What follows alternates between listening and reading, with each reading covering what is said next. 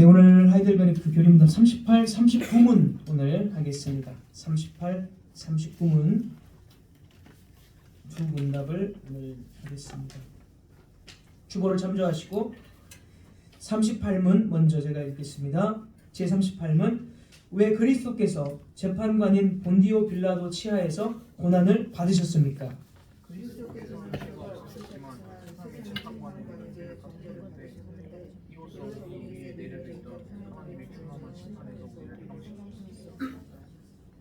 (39문) 그리스도께서 십자가에 달려 죽으셨는데 이런 방식으로 죽으셨다는 것에 특별한 의미가 있습니까?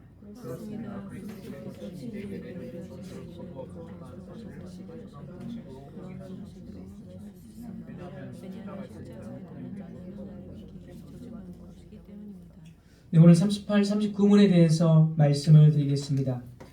저와 여러분은 이 땅에서 잘 살고 싶어 합니다. 비록 우리가 어떤 면에서 많은 고난을 당하면서 이 땅에 살고 있지만 그래도 이 땅에서 정말 잘 살고 싶어 하는 그런 욕심들도 있고 바람들도 있습니다. 그러나 예수님은 그렇지 않으셨습니다.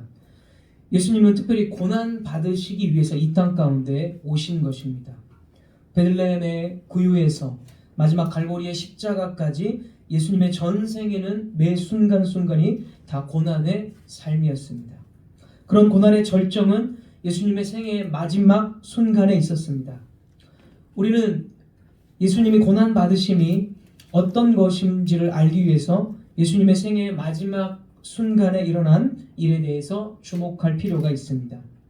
15주일 문답에서는 예수님이 마지막 순간에 받으신 두 가지 고난을 말합니다. 그 첫 번째는 38문 본디오 빌라도에게 고난을 받으셨다. 유죄 판결을 받고 고난을 받았다는 것이고, 두 번째 고난은 39문 십자가 나무 위에서 처형당하신 일, 이것이 예수님의 또 두 번째 고난입니다. 이 두 고난은 예수님께서 우리 대신 고난 받으셨음을 말해줍니다. 본디오 빌라도 사실 명예롭지도 않고 좋지도 않은 이 이름을 왜 사도신경은 기록하게 해서 우리가 매주마다 본디오 빌라도라는 이름을 말하게 하는 것일까? 어떤 의미가 있길래 본디오 빌라도라는 좋지 않은 그 이름을 우리는 계속 사도신경을 통해서 고백하고 있는가? 이 점이 상당히 의문입니다. 그래서 오늘 본디오 38문답이 바로 이 의문점에 대해서 아마 여러분에게 대답을 해줄 것입니다.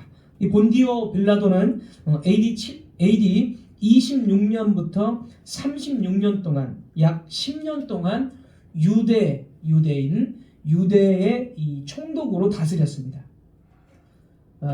본디오 빌라도는 로마의 황제로부터 유대인들의 통치자로서 임명을 받았고 다른 모든 유대 지역과 마찬가지로 특별히 예루살렘에서 통치를 했습니다.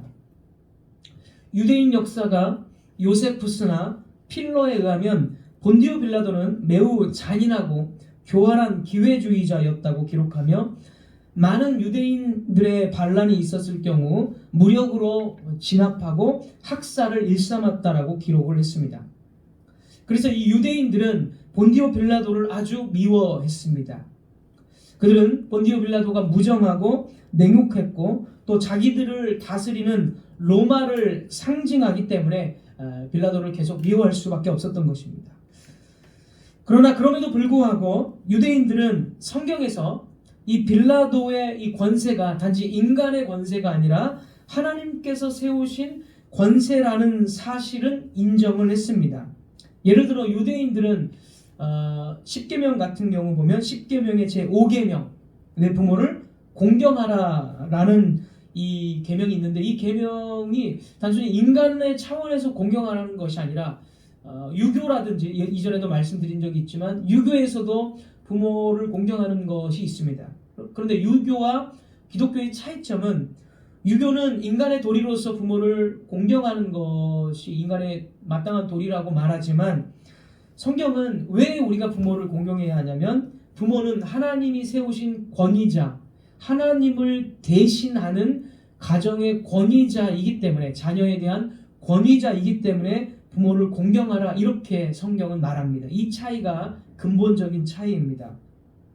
그리고 제5계명은 부모뿐만을 공경하는 것이 아니라 모든 높은 위치에 있는 윗사람들, 예를 들어 학교 가면 스승, 선생님을 하나님처럼 공경해야 된다라고 성경은 말하고 있는 것이고, 동네의 어른들을 만나도 역시 그 어른들은 그 젊은이보다 높은 위치에 있는 어른이기 때문에, 왜냐하면 하나님이 그렇게 질서를 정하셨기 때문에 그 어른들을 공경해야 되고, 우리가 공직자들, 대통령을 비롯한 국회의원들도 우리가 공경해야 되는 이유는 하나님의 권위로서 대통령이나 이 공직자들, 이런 사람들을 세우셨기 때문에 그 사람이 비록 나쁜 일을 일삼는 사람일지라도 그 위치까지는 우리가 부정할 수 없다라는 거죠. 그 위치를 주신 분은 하나님이시다라는 이 사실까지는 부정할 수 없다라는 것이죠. 유대인들은 바로 그것을 5계명을 통해서 모든 권세가 바로 하나님이 주신 권세다라는 것을 알고 있었다라는 것입니다. 자, 이것이 신약의 로마서 13장 1절에 아주 잘 표현을 하고 있습니다. 로마서 13장 1절.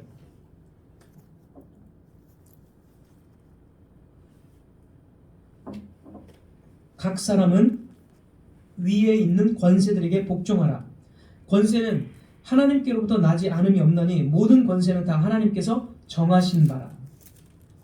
그래서 가정에 있는 부모도 하나님이 세우신 권세고, 대통령도 사람들이 투표해서 뽑았지만 사실은 하나님이 세우신, 하나님의 작정에 의해서 세우신 하나님의 권세자이기 때문에 그 대통령이 어떤 조금 나쁜 일을 할 수도 있고 안 할 수도 있지만, 나쁜 일을 했을 때 그 대통령의 잘못이지만 그 권위 자체는 부정해서는 안 된다. 이것이 성경의 가르침입니다. 그래서 성경은 혁명이라는 거, 이런 것들을 사실 질서와 권위를 다 부정하고 혁명을 하는 이런 류의 혁명은 성경은 지지하지 않습니다.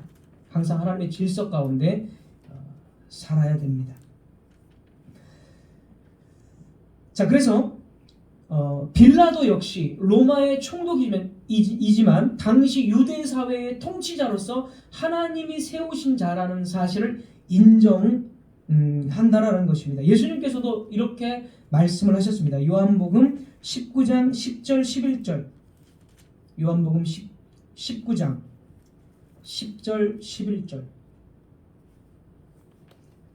빌라도가 이르되 내게 말하지 아니하느냐, 내가 너를 놓을 권한도 있고 십자가에 못 박을 권한도 있는 줄 알지 못하느냐. 빌라도가 예수님께 내가 너를 놓아줄 권한, 십자가에 못 박을 권한도 있다, 이렇게 말했습니다. 그러자 예수님께서 11절, 예수께서 대답하시되 위에서 주지 아니하였더라면 나를 해할 권한이 없었으려니와.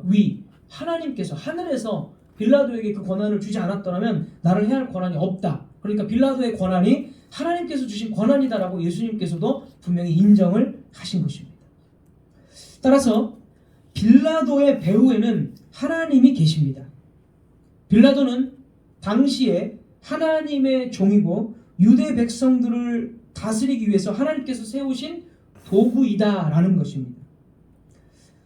그래서 이스라엘 백성들의 제사장들과 장로들은 통치자인 빌라도에게 예수님에 대한 판결을 요청을 한 것입니다.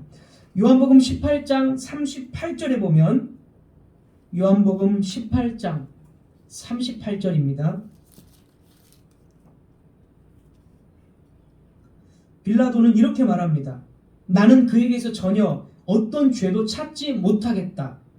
예수님을 신문하고 나서 빌라도가 나는 예수님에게서 어떤 죄도 찾지 못하겠다라고 말을 했습니다. 빌라도가 판단해 봤을 때 예수님은 무죄하다라는 것이죠. 그러나 빌라도는 하나님의 주권적인 인도하심으로 예수님께서 무죄하다라는 사실을 두 번 더 반복해서 말합니다. 요한복음 19장 4절. 요한복음 19장 4절. 빌라도가 다시 밖에 나가 말하되 보라, 이 사람을 데리고 너희에게 나오나니 이는 내가 그에게서 아무 죄도 찾지 못한 것을 너희로 알게 하려 함이로라 하더라. 한 번 더 아무 죄 없다라고 빌라도가 말했고, 6절입니다. 6절에서도 똑같이 그 말을 반복합니다. 대제사장들과 아랫 사람들이 예수를 보고 소리질러 이르되 십자가에 못 박으소서 십자가에 못 박으소서 하는지라. 빌라도가 이르되 너희가 친히 데려다가 십자가에 못 박으라. 나는 그에게서 죄를 찾지 못하였느니라. 여기서 한 번만 말해도 되는데 빌라도의 입을 통해서 예수님이 무죄하다라는 사실을 왜 성경은 3번이나 반복을 하고 있습니까?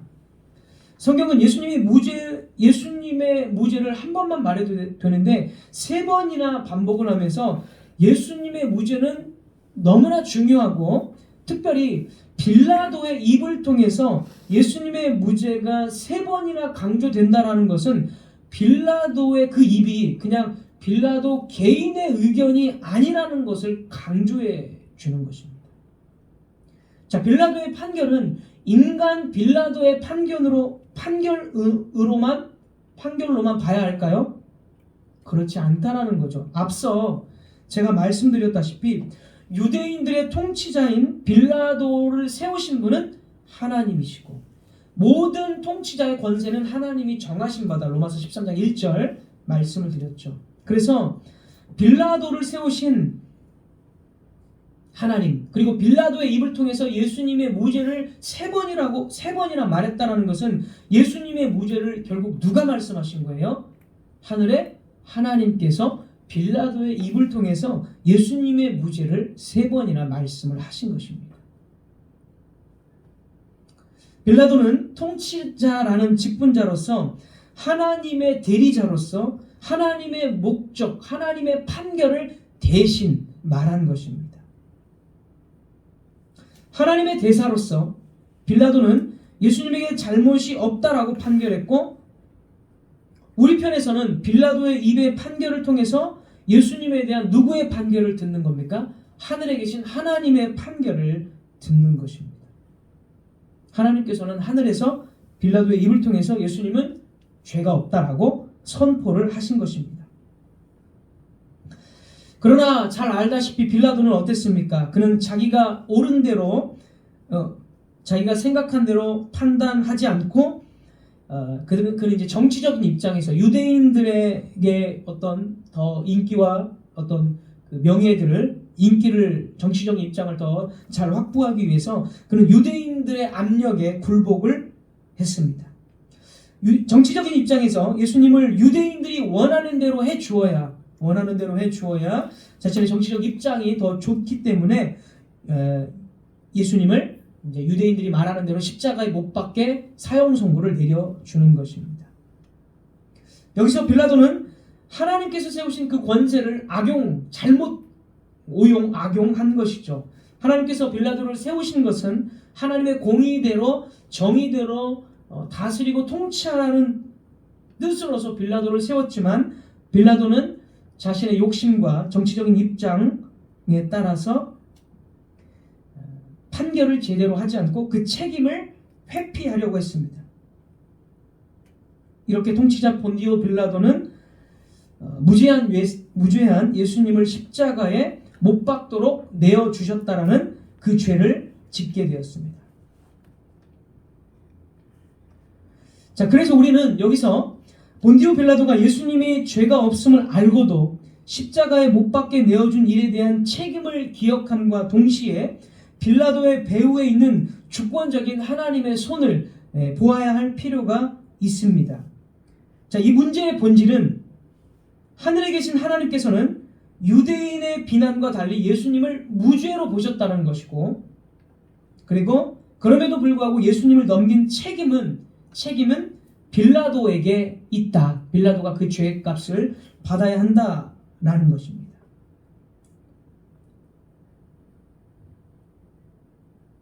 그러니까 하나님이 세우신 권세자이지만 그 죄에 대한 책임은 빌라도가 정치적인 입장에서 예수님을 사형 선고로 내어주었기 때문에 빌라도에게 책임이 있다라는 것입니다. 그리고 빌라도가 선포한 예수님의 무죄는 하나님의 판결이었고, 이런 동시에 두 개가 들어있는 두 가지 측면들을 우리는 잘 기억해야 됩니다. 자, 그러나 여러분, 하나님께서 예수님을 끝까지 무죄한 자로 보셨을까요? 그렇지 않다라는 것입니다. 하나님은 예수님을 끝까지 무죄한 자로 보지 않으셨습니다. 왜냐하면 구약에서 오랜 기간 동안 죄를 속하기 위해서 드려온 모든 속죄 제사들이 이 세상의 역사 속에서 바로 이 한순간을 기다리고 있었기 때문입니다. 구약의 모든 제사들은 한 사람, 곧 예수님의 대속의 죽음을 요구하고 있었습니다. 그러니까 이 모든 제사들을 성취하심으로써 예수님은 대속의 죽음을 죽으셔야 한다라는 것입니다. 구약의 모든 제사들 가운데서 동물이 피를 흘리고 죄인을 대신해서 죽었던 것처럼 그 모든 구약의 성취이신 예수님은 한 마리의 어린 양, 세례 요한이 말한 것처럼 하나님의 어린 양이라고 세례 요한이 말한 것처럼 한 마리의 어린 양이 되셔서 모든 하나님의 백성들의 죄를 짊어지시고 죽으셔야 했다라는 것입니다.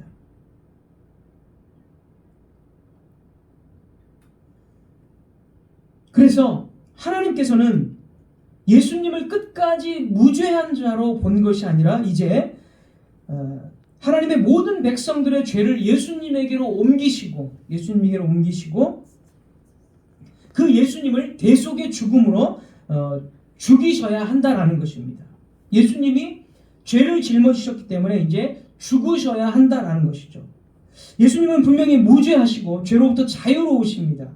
그러나 하나님의 공의로우신 작정으로 인해서 예수님은 이제 전혀 무죄하지 않게 되었습니다. 왜냐하면 말씀드린 대로 모든 시대와 모든 장소에서 하나님의 백성들의 모든 죄를 예수님이 지금 이제 짊어지셨기 때문에 이사야 선지자가 예언했던 것처럼 이사야 53장 6절에서 여호와께서는 우리 모두의 죄악을 그에게 담당시키셨도다.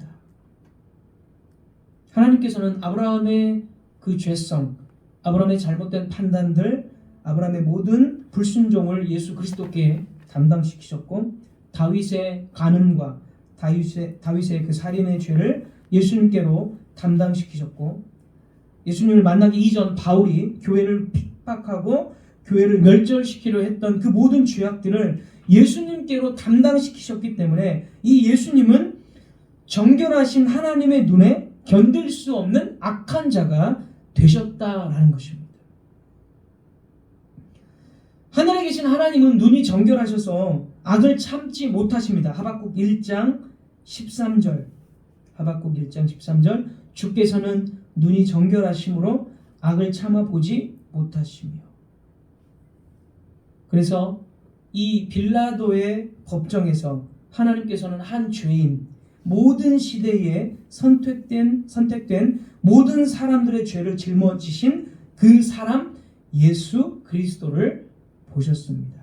하나님은 죄를 보고만 계실 수가 없으셨습니다. 그래서 당신의 거룩한 진노를 바로 이 죄를 짊어진 예수님께 쏟아 부으십니다. 그래서 예수님은 가장 혹독한 고난을 당하셔야 했습니다.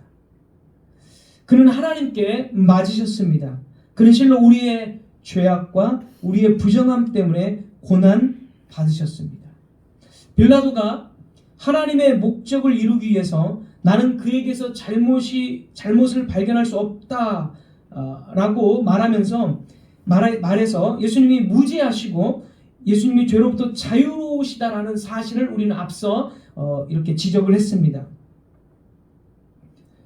그러니까 이 빌라도가 당시의 로마의 재판관으로서 당시 공적인 자이고 하나님의 권위를 입은 자고 공적인 재판관으로서 무죄를 선언했다라는 것은 예수님께서 진짜 죄가 없다라는 것을 뜻하고 그 예수님의 무죄는 하나님의 선언을 빌라도가 대신한 것입니다. 그러니까 앞부분은 예수님께서 분명히 무죄하다라는 것을 당시 로마의 아주 뛰어난 사법체계에서 로마의 뛰어난 사법체계 속에서 예수님의 무죄를 입증을 했습니다. 그리고 그 무죄는 하나님께서 하신 판결입니다. 그게 이제 전반부의 모습입니다. 하지만 모든 하나님의 백성들의 죄를 예수님께서 짊어지셨기 때문에 이제는 하나님께서는 무죄하신 예수님을 무엇으로 보는 거예요? 죄인으로 보신 것입니다. 예수님이 죄가 없음을 알았음에도 불구하고 빌라도는 너희를 위하여 그를 십자가에 못 박기를 원하느냐라고 하나님의 목적을 위하여 유대인들에게 말한 것입니다. 왜냐하면 하나님께서 저와 여러분의 죄를 짊어지신 예수님을 보셨기 때문에 하나님은 눈이 정결하셔서 악을 참으실 수 없으시기 때문에 죄를 짊어지신 예수님을 향해서 빌라도의 입을 통해서 너희가 예수님을 십자가에 못 박아 죽이기를 원하느냐라는 말을 했다라는 거죠. 그러니까 이중의 의미를 우리는 잘 생각해야 됩니다. 빌라도는 정치적인 입장에서 유대인들에게 십자가에 못 박도록 예수님을 내어주셨지만, 그러나 하나님의 입장에서는 우리의 죄를 짊어지셨기 때문에 빌라도의 입을 통해서 십자가에 못 박아 내주는 걸 너희들이 원하느냐 이렇게 물은 겁니다. 자, 이 두 가지를 잘 여러분들이 기억을 하셔야 됩니다. 왜냐하면 예수님은 우리 죄를 짊어지셨기 때문에 하나님의 눈에는 지금 이 예수님은 우리의 죄를 가지신 분으로 보이기 때문에 죽이셔야 했기 때문에 그렇게 하나님께서 말씀을 하신 것입니다. 이 점을 빌라도라는 당시 공적인 재판관을 통해서 하나님께서는 이 점을 우리에게 가르쳐 주셨던 것입니다. 그래서 우리는 사도신경을 통해서 이 좋지 않은 이 이름이지만 계속해서 이 빌라도라는 이름을 통해서 공적인 재판에서 무죄 판결을 받으셨고 하나님의 판결에서 무죄 판결을 받으셨다.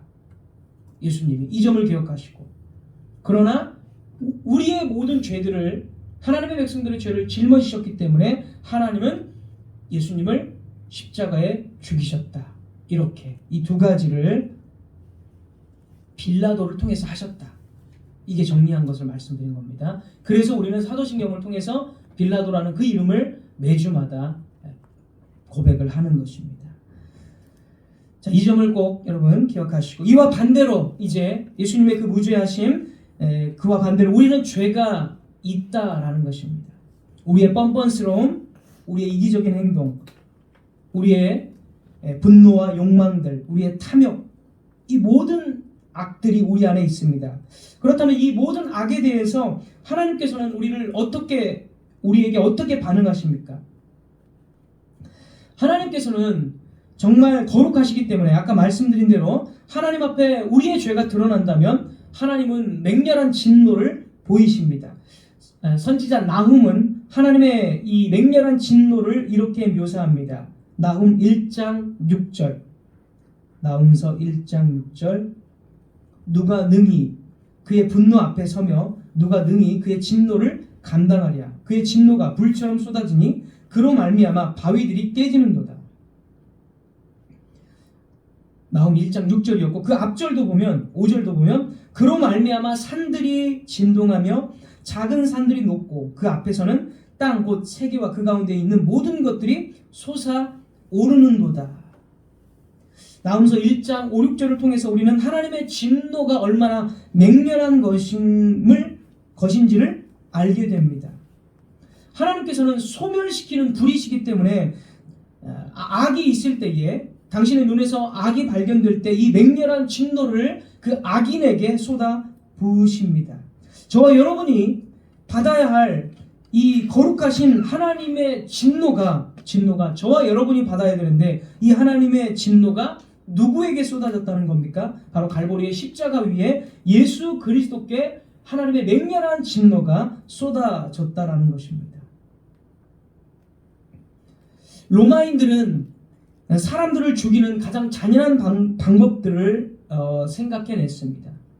그래서 십자가에서 못 박아 죽이는 일이 너무나 잔인한 일이었기 때문에 로마인들은 국가의 반역자, 로마의 제국에 반대하는 반역자들 또는 탈주하는 어떤 종들, 살인자들, 이런 사람들에게 십자가의 처형을 내렸습니다. 로마인들이 아니고서는, 그러니까 그리고 이 십자가의 처형은 로마인에게는 내려지지 않았습니다. 이방인들, 로마인이 아닌 사람들에게 이런 십자가 처형은 내려졌습니다. 그만큼 십자가 처형은 너무나도 잔인한 것이기 때문입니다. 예수님과 함께 십자가에 못 박힌 두 사람은 성경에서 살인자와 강도로 묘사됩니다. 우리는 이들이 그냥 단순히 뭔가를 훔치고 그냥 강도짓을 한 그 정도의 사람들이 아니라 로마 제국에 반역하는 행위로 살인과 약탈을 했던 사람임을 쉽게 짐작을 해볼 수가 있습니다. 왜냐하면 이 십자가 처형은 로마를 반역하는 그런 살인자나 약탈자들에게 내려지는 형벌이기 때문에, 이런 사람들이기 때문에 예수님 옆에 십자가에 못 박아 죽는 두 사람이 있었습니다. 그래서 일반적인 죄인들에게 이 십자가의 형벌은 일반적인 죄인들에게는 너무나 잔인했기 때문에 이런 것은 십자가 형벌이 내려지지 않았습니다. 자, 그런데 예수님에게 이런 십자가의 형벌을 내렸다라는 것이죠. 그만큼 하나님의 진노가 이 십자가 위에서 쏟아졌다라는 것을 우리는 깨달을 수 있어야 합니다. 사실 우리가 익히 들은 바로 십자가는 그냥 예수님께서 적당한 옷을 걸치고 뭐 이렇게 십자가에 죽으신 걸로 우리는 뭐 영화나 이런 것을 보지만, 실제 그 당시의 십자가 처형은 완전히 다 옷이 벗겨짐으로써 십자가 처형을 합니다. 그만큼 엄청난 조롱과 수치를 다 당해야 되는 것이고, 그 다음에 십자가에 달렸을 때는 이제 더 이상 힘을 쓸 수가 없기 때문에 배설물들이 그냥 다 이렇게 그대로 쏟아질 수밖에 없습니다. 그만큼 엄청난 조롱과 수치를 당하는 것이 바로 이 십자가의 처형입니다. 하나님께서는 예수님을 왜 십자가라는 사형틀로 죽이셨을까? 그냥 뭐 화형으로 하실 수도 있으셨고, 그냥 교수형을 하는 것도 있었을 텐데 왜 굳이 십자가형이라는 이런 잔인한 방법으로 예수님을 나무에 매달아서 사형시키셨을까? 라고 했을 때 이 십자가가 하나님의 맹렬한 진노를 보여주는 사형 도구였기 때문입니다. 자, 이것에 대한 말씀이 이제 신명기 21장 23절입니다. 왜 십자가라는 것을 통해서 하나님의 맹렬한 진노를 꼭 굳이 십자가라는 것으로 보여주셨을까? 이것에 대한 대답이 신명기 21장 23절입니다. 제가 읽겠습니다. 신명기 21장 23절. 그 시체를 나무 위에 밤새도록 두지 말고 그날에 장사하여 내 하나님 여호와께서 내게 기업으로 주시는 땅을 더럽히지 말라. 나무에 달린 자는, 여기 보십시오, 나무에 달린 자는 하나님께 저주를 받았음이니라. 왜 돌에 맞아 죽게 하거나 목베임을 당하는 사형 방법이 아닌 십자가형을 하나님께서 선택하셨을까요? 신명기의 말씀 그대로 십자가는 하나님의 저주를 나타내는 방편이었기 때문에, 예수님의 죽으심은 하나님의 맹렬한 저주와 진노라는 것을 보여주시기 원했기 때문에 신명기 21장 23절의 말씀의 성취로서 예수님은 십자가 처형을 당하신 것입니다. 그래서 십자가는 하나님의 저주를 나타내는 것입니다.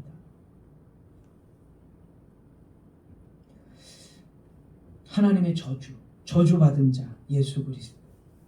그러면 다시 한번, 무엇이 예수님을 하나님의 눈에 그토록 저주받도록 보이게 만들었습니까? 저와 여러분의 죄가 하나님의 눈에 예수님을 그토록 하나님의 저주받은 자로 보도록 만들었다라는 것이죠.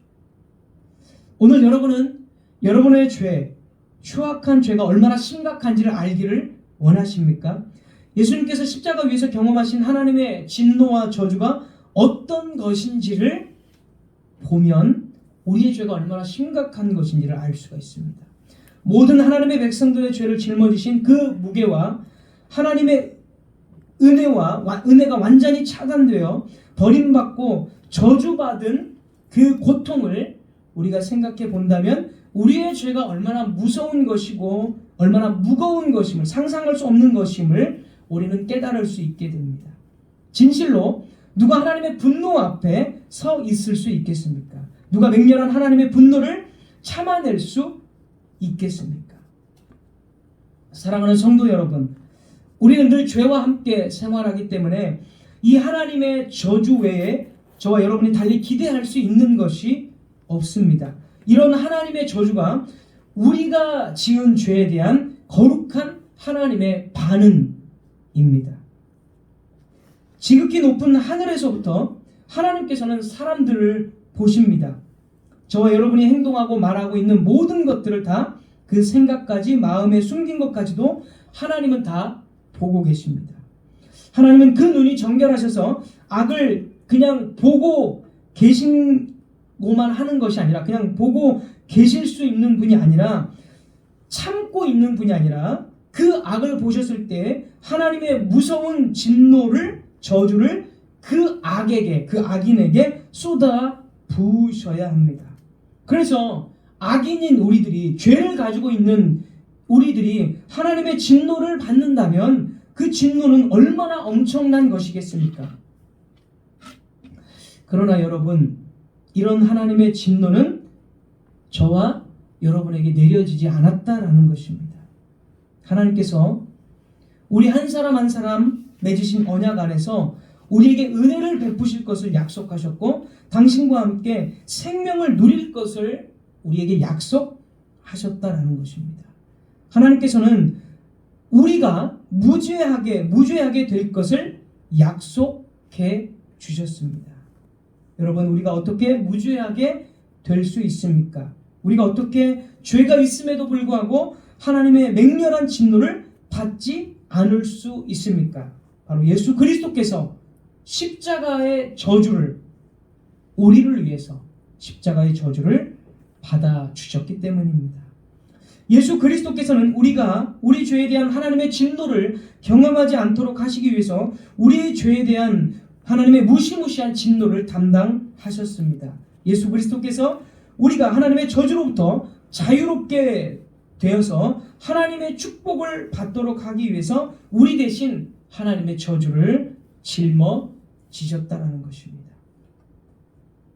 성찬 예식문에 나와 있는 내용을 이런 것을 잘 정리했기 때문에 제가 이것을 다시 한번 그대로 읽어드리겠습니다. 성찬 예식문에 다 나와 있는 내용들 읽어드리겠습니다. 예수 그리스도께서는 당신의 지상 생애 처음부터 마지막까지 우리가 영원토록 파멸시킬 하나님의 진노를 우리 대신하여 지셨습니다. 이렇게 그는 우리의 모든 죄와 하나님의 진노의 짐으로 인해 겟세마네 동산에서 피땀 흘리실 때에도 완전한 순종 가운데서 하나님의 율법의 모든 의를 성취하셨습니다. 그곳에서 그는 당신 자신을 묶이게 하셨습니다. 왜 그렇게 하셨습니까? 우리를 자유롭게 하시려고 그렇게 하셨습니다. 그는 치욕을 당하셨습니다. 왜 그렇게 하셨습니까? 우리가 결코 수치를 당하지 않게 해주시려고 그렇게 하셨습니다. 그는 무죄하지만 사형 선고를 당하셨습니다. 왜 그렇게 하셨습니까?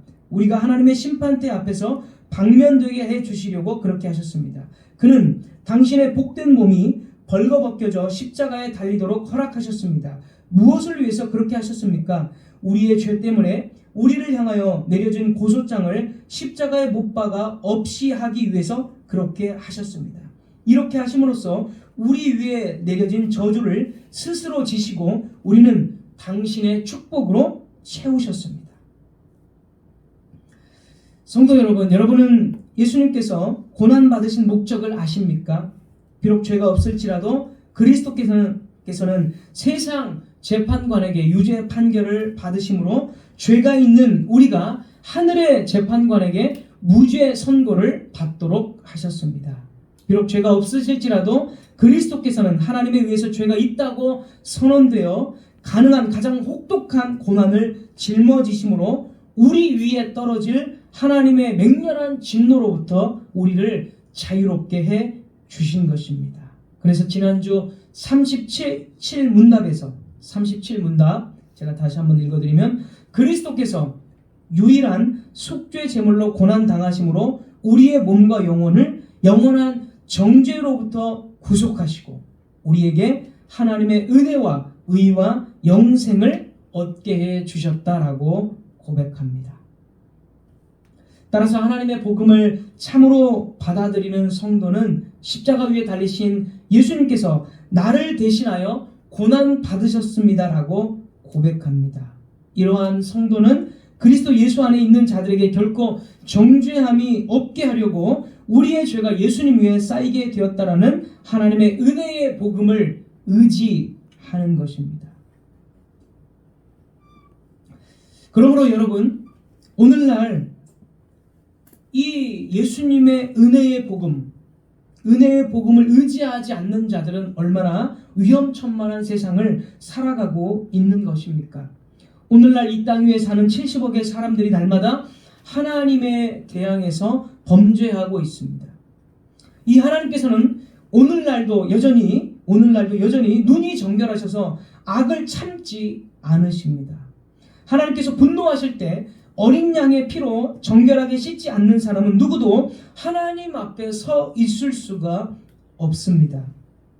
죄를 허용하고 죄 때문에 마땅히 파멸당해야 한다는 점을 거부하는 곳에, 그리고 십자가 위에서 그리스도께서 고통당하신 복된 사역을 거부하는 곳에, 또 자신의 영생에 대해 참된 감사를 드러내기를 거부하는 곳에 여전히 죄가 있고, 따라서 그 죄가 있는 곳에 하나님은 맹렬한 당신의 거룩한 진노를 이 땅 가운데 내리신다라는 것입니다. 만약 우리가 예수 그리스도의 이 복음을 의지하지 않는다면 우리는 여전히 이 맹렬한 진노 가운데 있다라는 위험천만한 삶 속에 있다라는 것을 우리도 동일하게, 다른 믿지 않는 자들과 동일하게 경험해야 하는 것입니다. 성도 여러분, 만왕의 왕께서 죄인들을 선멸시키는 그 공포를 요한이 어떻게 묘사하는지를 다시 한번 여러분 기억하시기 바랍니다. 요한계시록 6장 15절에서 17절입니다. 요한계시록 6장 15절에서 17절. 땅의 임금들과 왕족들과 장군들과 부자들과 강한 자들과 모든 종과 자유인이 굴과 산들의 바위 틈에 숨어 산들과 바위에게 말하되, 여기 잘 보십시오. 산과 바위에 숨어서 산과 바위에게 말한다는 겁니다. 이렇게 말합니다. 우리 위에 떨어져 보좌에 앉으신 이의 얼굴에서와 그 어린 양의 진노에서 우리를 가리라. 그들의 진노에 큰 날이 이르렀으니 누가 능히 서리요 하리라. 하나님의 진노를 맛보느니 차라리 산들과 바위가 우리 위에서 무너져 내려서 하나님의 진노를 가려달라고 요청하는 겁니다. 얼마나 하나님의 진노가 무서운 것인지를 차라리 그냥 하나님의 진노를 맛보느니 그 큰 산과 바위들이 자기 위에 떨어져서 그냥 진노를 가려달라, 그렇게 요청을 하고 있는 것입니다. 오늘날 이 땅은 죄를 회개하지 않는 자들에게 위험한 곳입니다. 예수 그리스도의 복음을 거부하는 자들에게 이 세상은 정말로 무시무시한 세상이 되는 것입니다. 그러나 여러분, 죄를 사함받은 자들, 곧 하늘의 시각으로 볼 때 죄가 가려진 자들은 복이 있을 것입니다. 이런 복된 자들에게는 이 땅이 전혀 위험천만한 세상이 아닙니다. 겸손하고 회개하고 믿는 자들은 하나님의 혹독한 저주에 직면하지 않을 것입니다. 겸손하고 회개하고 믿는 자들은 오늘 하나님의 은혜와 의와 영생을 받을 것입니다. 오늘 회개하는 자들에게는 영원한 행복이 시작될 것입니다. 내일 그리스도께서 다시 오신다 할지라도 오늘 회개하는 자들은 삼위 하나님과 함께하는 영생 가운데서 하나님의 놀라운 은혜를 충만히 받을 것입니다. 내가 거룩하신 하나님께 대항하는 나의 죄 때문에 가장 혹독한 고통을 당해야 마땅합니다. 그러나 예수 그리스도께서 나를 대신하여 나의 이 고통을 당해 주셨습니다. 우리 성도들은 본디오 빌라도에게 고난을 받으사. 이 구절을 매주마다 고백할 때에 바로 이 사실을 오늘 말씀을 기억하고 믿음으로 고백해야 할 것입니다. 저와 여러분이 이 고백으로 날마다 사시면서 하나님의 복을 받으시고 특별히 믿음을 거부하는 곳에 하나님의 진노가 있다라는 사실을 또한 기억하시면서 하나님께 날마다 이 믿음의 길에서 복을 받으며 살기를, 나를 은혜로 보존해 주시기를 요청하면서 이 믿음의 길을 살기를, 저와 여러분 살기를 날마다 기도하며 살기를 주님의 이름으로 부탁을 드리겠습니다. 기도하겠습니다.